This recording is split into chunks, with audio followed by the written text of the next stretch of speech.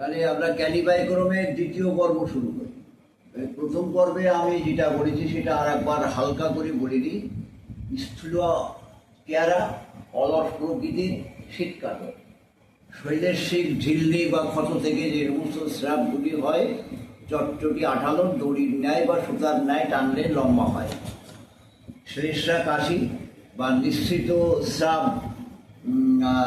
যেটা বের হয় তার সাথে পর্যায়ক্রমে বাত লক্ষণের একটা আসা যাওয়া রুগীর মধ্যে থাকে।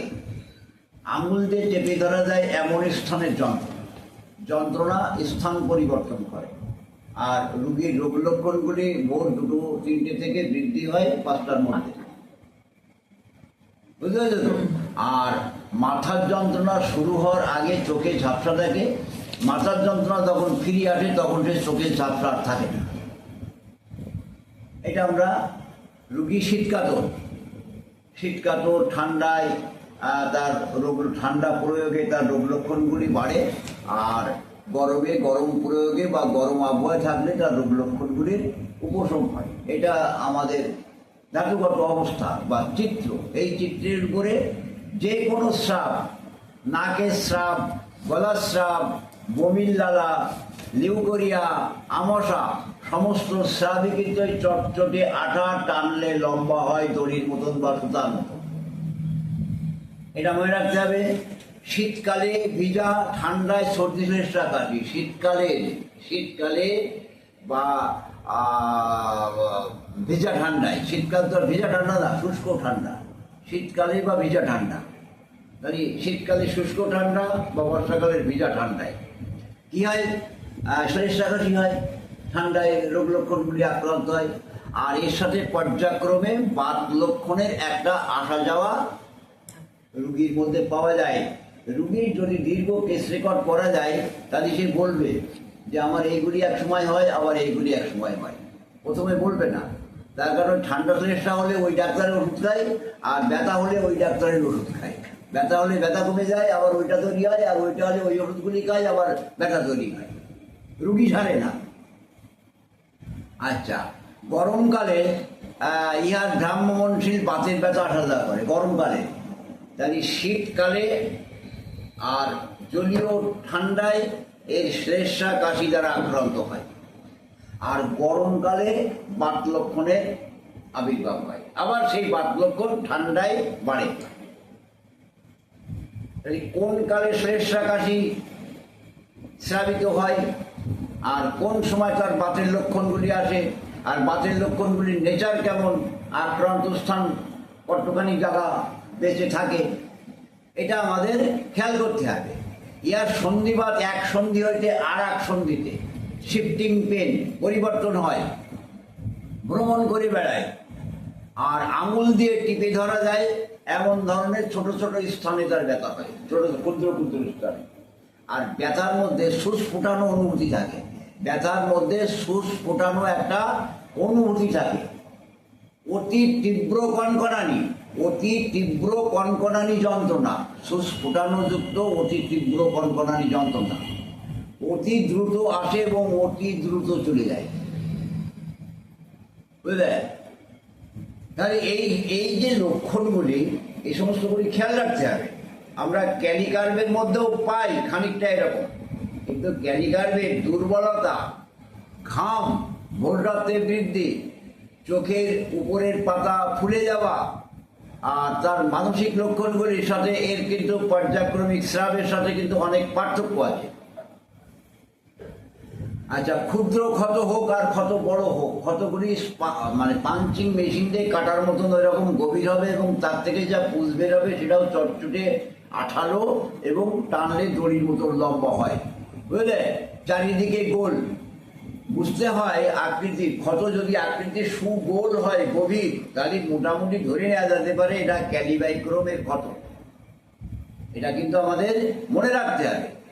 আচ্ছা, তার এটা একটা সম্পূর্ণ নিজস্ব লক্ষণ। ক্যালিবাইক্রমের এই যে ক্ষতটা পাঞ্চিং মেশিন দিয়ে কাটা, একটু গভীর, এবং তার থেকে স্রাবটা হয় চটচটে আঠালো, টানলে একটু লম্বা হয়, এটা একদম ক্যালিবাইক্রমের নিজস্ব লক্ষণ।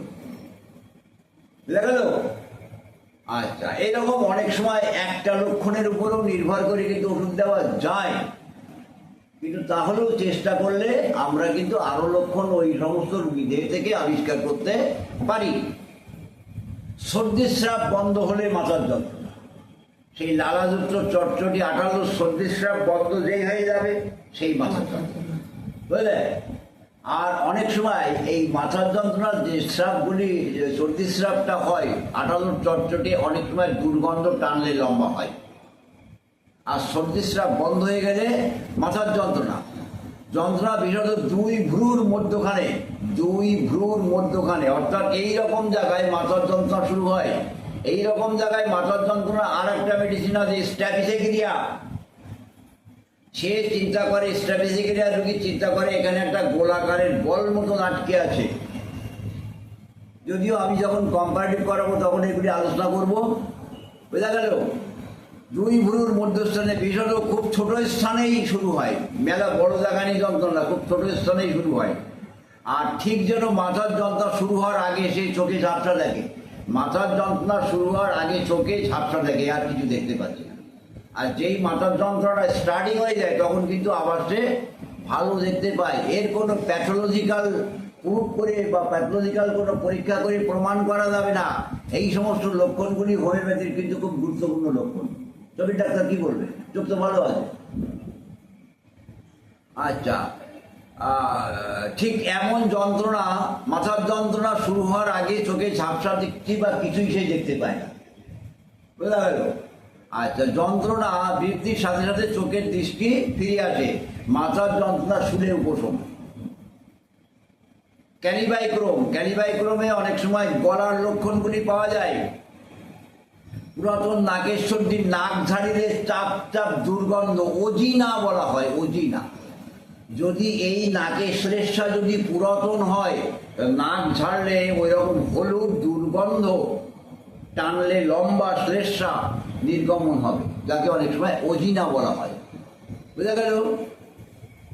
আচ্ছা, শ্লেষ্মা দুর্গন্ধ, গলক্ষত, টনসিল প্রদাহ বা টনসিলে ক্ষত, গলক্ষত, টনসিলে ক্ষত বা টনসিল প্রদাহ, খেকারি দিয়ে দড়ির মতন এরকম করে কাটলে গলার থেকে দড়ির মতন শ্লেষ্মা বেরিয়ে,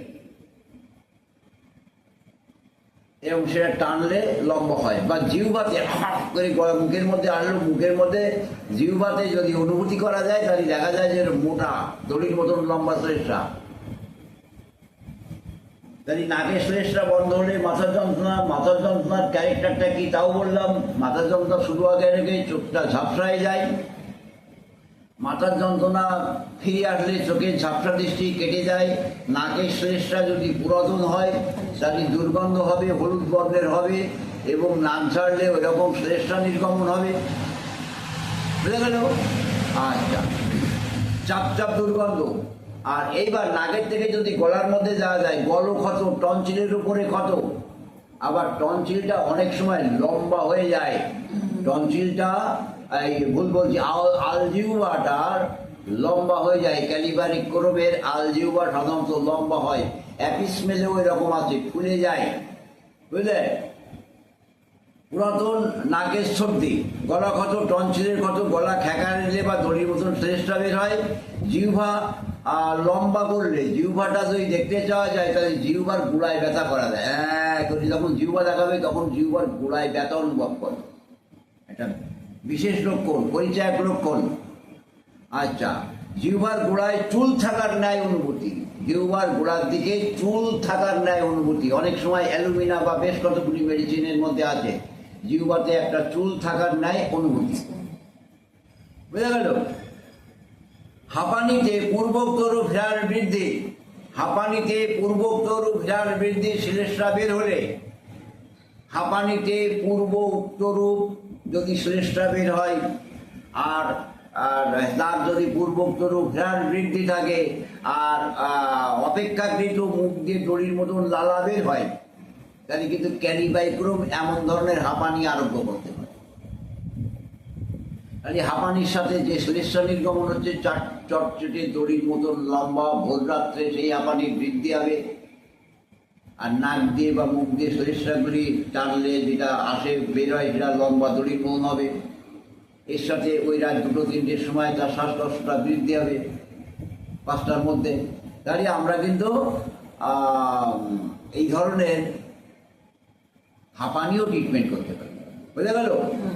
জিহ্বাতে চুল থাকার ন্যায় অনুভূতি, জিহ্বা বাইর করতে গেলে গোড়ায়, জিহ্বার গোড়াতে একটা ব্যথা অনুভূতি, গল ক্ষত, টনসিলের উপরে ক্ষত, আলজিহ্বাতে ক্ষত, গলার কাশলে খেকারি দিলে দড়ির মতন শ্লেষ্মা নির্গমন হয়। বোঝা গেল? এমন ধরনের শ্লেষ্মা নির্গমন যদি হয় আর ওই মডালিটিস পূর্বোক্তর বিরাট বৃদ্ধি যদি থাকে, তাহলে ক্যালিমাইক্রোবও কিন্তু হাঁপানি রোগ আরোগ্য করতে পারে। আলজিহ্বায় শোথ, বুঝলে? আলজিহ্বায় শোথ হয়, সোয়েলিং, আলজিহ্বায় ফুলে যায়, মোটা হয়ে যায়, থলির মতন। আলজিহ্বাটা থলির মতন। আলজিহ্বাটা সাধারণত এইটুখানি লম্বা হয়, কিন্তু আলজিহ্বাটা শোথ হয়ে যায়, থলির মতন মোটা হয়ে যায় এবং ঝুলতে থাকে। আমি দেখেছি এতখানি লম্বা হয়ে যায়, তখন তো 2 ইঞ্চি লম্বা হয়ে যেত, আর সবসময় বিড় করে। আর কি হবে? কাশি হবে না? আর কাটলে অমন ধরনের শ্লেষ্মা নির্গমন হবে। তাহলে রুগীকে কেস রেকর্ড করতে হবে, রুগীকে দেখতে হবে। মুখ দিয়ে দড়ির মতন শ্লেষ্মা নির্গমন, আলজিহ্বাতে শোধ, আলজিহ্বাটি বায়ুপূর্ণ থলির নেয়। অনেক সময় বলা হয় মাছের যে ফুল আছে না, পটকা বলে অনেকে, মাছের মধ্যে এরকম লম্বা, ওই রকম বায়ুপূর্ণ হয়ে যাওয়ার মতন ওই রকম ফুলে মোটা হয়ে যায়, এইরকম মোটা হয়ে যায়, এইরকম শোধ হয়ে যায়, জল জমে যায়, রস সঞ্চয় হয়। বোঝা গেল? ইহার বাতের যন্ত্রণা নড়াচড়ায় বাড়লেও সাইটিকা ব্যথা যন্ত্রণা নড়াচড়ায় উপশম হয়। এই বাতের ব্যথা নড়াচড়ায় যদি বাড়ে, কিন্তু সাইটিকা যদি, এই রোগী যদি সাইটিকা ব্যথা হয়, তাহলে নড়াচড়ায় অনেক মেডিসিন আছে, পার্সেন্ট আছে, রাষ্ট্রত্ব আছে, কত মেডিসিন আছে। একটা লক্ষণ দেখি, একটা রোগের কথা মনে করবা না, আরো কিছু রোগের কথা বলবা, যখন বলবা তখন হাফ ডজন বলবা, তাহলে ভালো লাগে, সবাই শুনতে ভালো লাগে, তাই না? তাহলে বোঝা গেল? তাহলে কি রোগ হয়েছে তার উপরে নির্ভর করে না, রোগীর লক্ষণ সমষ্টি কি। বাতের লক্ষণের এক ধরনের মডালিটিস, আর সাইটিকা বাতে, জয়েন্টের বাতে এক ধরনের মডালিটিস, সাইটিকা বাতে এক ধরনের মডালিটিস, তাই তো? শ্লেষ্মাস্রাবের সাথে বাত লক্ষণের পর্যায়ক্রমিক। বাত লক্ষণ গরমকালে বাড়ে, যদিও রোগী শীতকাল ঠান্ডায় বৃদ্ধি পায়, কিন্তু বাতের ব্যথা ঠান্ডা প্রয়োগে বৃদ্ধি ঘটবে, কিন্তু গরমকাল, সিজন গরমকালে স্টার্টিং করে, আর শীতকালে বা জলীয় আবহাওয়ায় তার শ্লেষ্মাকাশী বৃদ্ধি হয়। মাথার যন্ত্রণা, এটা আমরা, এই হচ্ছে এর কিন্তু মূল বৈশিষ্ট্য। এই লক্ষণ সমূহ যদি আমরা মনে রাখতে পারি আর সঠিক করে কেস রেকর্ড করতে পারি, তাহলে ওষুধ নির্বাচন করার আর অসুবিধা হয় না। আমরা তুলনীয় হিসাবে অ্যান্টিমটার, অ্যান্টিমক্রুড, ব্রোমিয়াম, ক্যালকেরিয়াকার্ড, ক্যালিকার্ড, আরও কতগুলি মেডিসিন আছে, আমরা এর সাথে তুলনা করতে পারি। ভোর 2 থেকে 3টের মধ্যে বৃদ্ধি, ভিজা ঠান্ডায় বৃদ্ধি, আবার খুব গরমেও বৃদ্ধি, বাত লক্ষণটা বাড়ে। আর উপশম হচ্ছে উত্তাপে, ঠান্ডা উত্তাপ প্রয়োগে উপশম। আর সময় হিসাবে ভোরবেলায়, আর শক্তি হিসাবে তরুণ রোগের ক্ষেত্রে 30-200। আর যদি ধাতুগত পরিবর্তন করার মতন মানসিকতা থাকে, সেই জাতীয় রুগী যদি আমরা যখন ট্রিটমেন্ট করব, তখন 1000, 10,000, 50,000 এইরকম শক্তি ব্যবহার করা কর্তব্য। নিশ্চয় বোঝা গেল? আবার বলবা। আর ইউটিউবে ডেসক্রিপশন বক্সে আমি এর মূল ক্যারেক্টার আর চিত্রটা তুলে ধরবো। আমার ম্যাথমেটিকা সম্পূর্ণ বলা হয়ে গেলে ভিডিও মাধ্যমে, পরবর্তীতে আমি চেষ্টা করব আমার লেখা যে সার সংক্ষিপ্ত ম্যাথমেটিকাটা আছে, সেই ম্যাথমেটিকাটাই মোটামুটি তুলে দেওয়ার জন্য, লিখে দেওয়ার জন্য, তাই তোমাদের আরও সুবিধা হবে। হাতের কাছে ফোন থাকবে, চুপ করে দেখে দিতে পারবা, নাকি? ঠিক আছে, থাক।